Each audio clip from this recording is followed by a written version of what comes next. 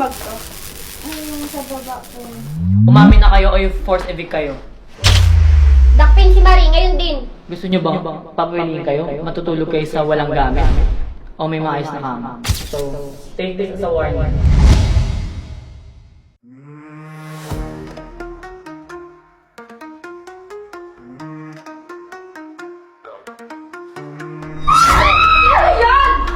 Yang, Inmates, pwesto, ngayon din. Pila! ano meron po?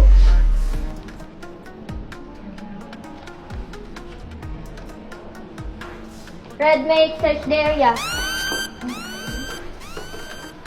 Gusto namin na makasiguro na walang lumalabag sa mga rules and regulation dito sa loob ng our mansion house. Alam nyo naman na ang bawal at hindi. Diba? Yes po.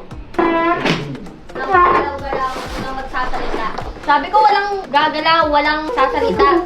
Hindi naman kami nakikipagbiroan eh. Kaya kung sino man yung lumabag sa inyo ng rules and regulation, alam nyo na kung ano mangyayari sa inyo. Kanino to? Kaninong bag to? Kaninong bag to? Ay, yung sa baba ko. Hindi namin kinain dito. Bakit dinala?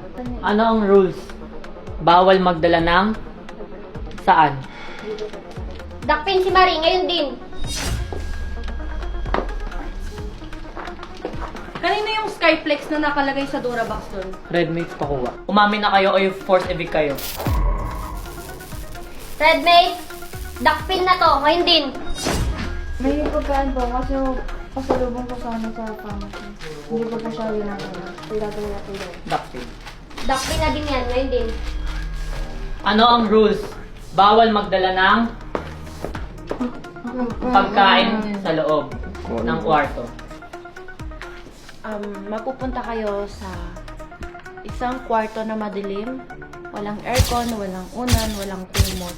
Doon kayo ikukulong. Doon kayo matutulog. Doon din kayo kakain. Doon nyo gagawin lahat.